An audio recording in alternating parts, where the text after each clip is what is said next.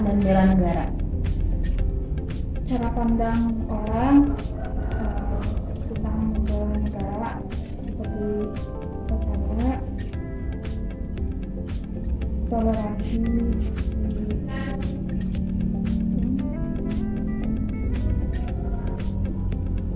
membantu orang lain, terus kerja bakti, jadi polisi, TNI begitu. Kegiatan apa yang sudah Anda lakukan untuk mewujudkan sikap bela negara? Gotong royong, upacara bendera, membantu sesama. Bagaimana cara Anda mengimplementasikan nilai bela negara? Dengan menjadi polisi, menjadi TNI, jadi tentara. Seberapa penting kita memahami wawasan kebangsaan dalam kehidupan berbangsa dan bernegara?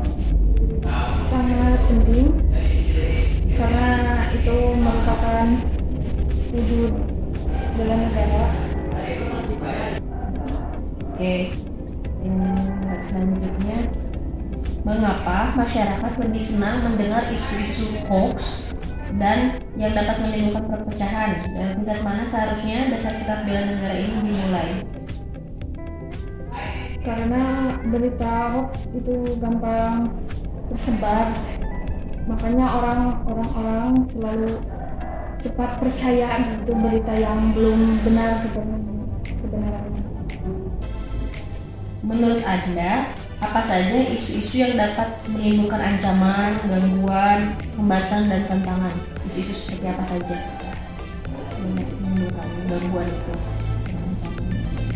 Berita bohong, terus perpecahan, terus kurangnya toleransi. Bagaimana solusi untuk mencegahnya, untuk mengurangi isu-isu hoax tersebut tersebar? Jangan mudah percaya omongan orang lain kalau belum ada buktinya. Bagaimana sikap Anda terhadap orang yang memilih sikap anti bela negara, yang tidak suka terhadap sikap bela negara?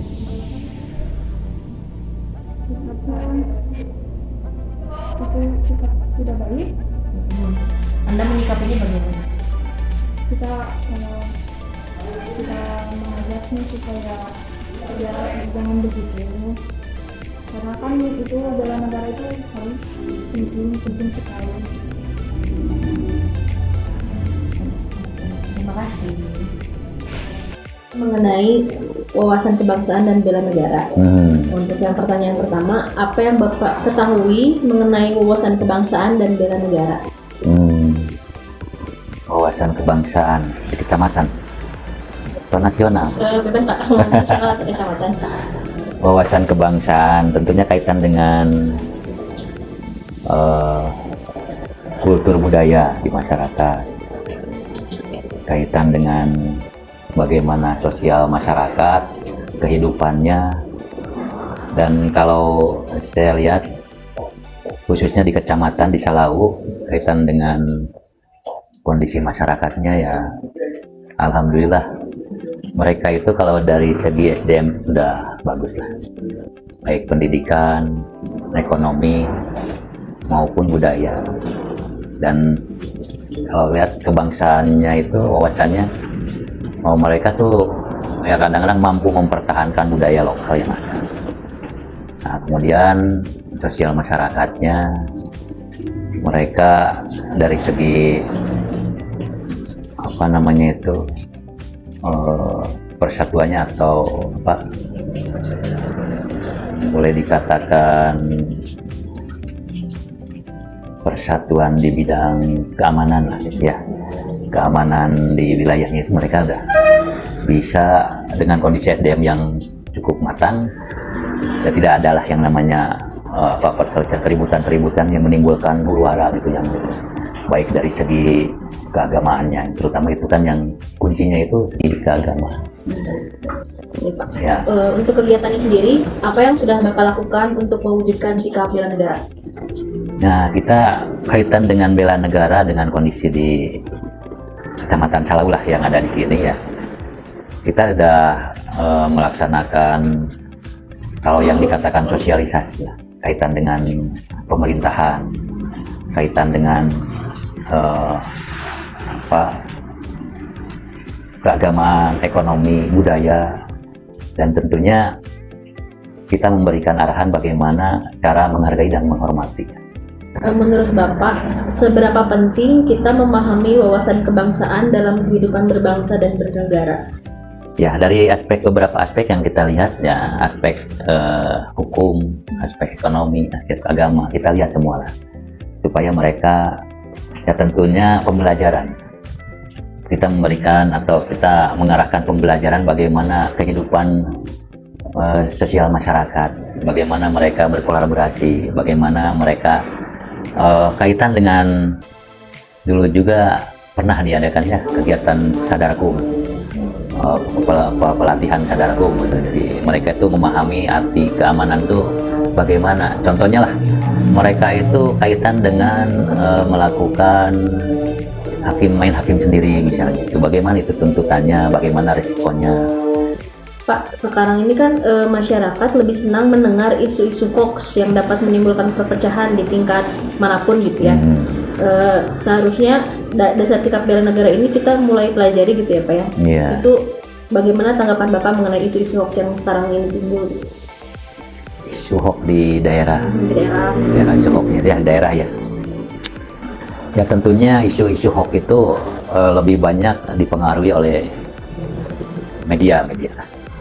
Sekarang IT kan banyak sekali yang memberitakan ya berbagai macam hal ya, walaupun tergantung kalau pemberitaannya misalnya yang dikatakan hoax itu ya tergantung pemahaman yang menerimanya aja. Kondisi masyarakat yang memang kadang-kadang SDM-nya penerimaannya itu berbeda-beda, bagaimana cara mereka menyaring isu-isu tersebut, sehingga mereka kadang-kadang yang pola pikirnya gimana gitu, yang misalnya mudah terpengaruhi gitu, memang bisa termakan oleh hoax ya. Tapi yang masyarakat yang misalnya mereka mempunyai pola pikir yang bagus, mereka bisa menyaring oh ini hoax, ini apa. Memang kebanyakan itu hoax itu yang diterima oleh masyarakat munculnya itu dari apa istilahnya media-media yang disebarkan. Menurut Bapak ini Pak, apa saja sih isu-isu hoax itu yang dapat menimbulkan perpecahan, ancaman gitu Pak, hambatan dan tantangan? Ya tentunya kalau secara umum hoax yang menimbulkan perpecahan biasanya dari kultur lah, budaya-budaya yang berbeda. Kemudian dari apa namanya itu perbedaan pandangan mengenai ya sesuatu hal yang keagamaan, ya itu kan juga mempengaruhi. Kemudian ya banyaklah hal-hal yang kaitannya dengan yang menimbulkan perpecahan itu. Ya. Lalu bagaimana Pak sikap Bapak terhadap orang yang memilih untuk sikap anti bela negara? Sikap kita terhadap mereka yang anti bela negara. Ya tentunya semua orang sebetulnya punya hak ya, hak asasi manusia menentukan arahnya kemana gitu. Tapi kita yang pemerintahan yang punya dasar Pancasila, undang-undang dasar gitu, yang mempunyai undang-undang dasar, tentunya kita juga minimalnya kita memberikan contoh lah kepada mereka bagaimana yang namanya yang dikatakan dengan kehidupan berbangsa dan bernegara, bagaimana berhubungan sosial dengan masyarakat. Nah tentunya mereka yang anti terhadap tadi apa bela negara ya mereka haknya juga gitu. Tapi ya kita juga kalau mereka membuat keributan, keonaran, membuat masyarakat ricuh dengan isu-isu karena antipati misalnya terhadap bela negara, ya kita juga mungkin meluruskannya. Ya, iya. Terima kasih ya Bapak. Ya. Menurut Bapak, apa yang Bapak ketahui mengenai wawasan kebangsaan dan budaya?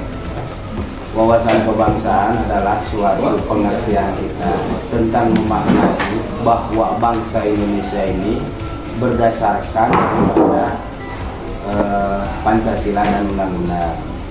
Di Pancasila ini sudah tertera ada ideologi yang kasarannya bahwa kita ini satu bangsa, satu bahasa, satu daerah, dalam artian satu negara, yaitu Indonesia.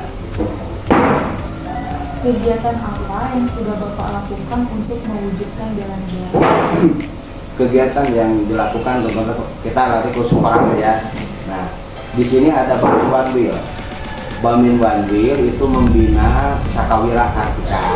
Ya, Sakawira Kartika artinya memberikan pelatihan pendidikan kepada pramuka untuk bisa belajar materi-materi sedikitnya materi militer, contoh navigasi darat, yang mengetahui peta ataupun ini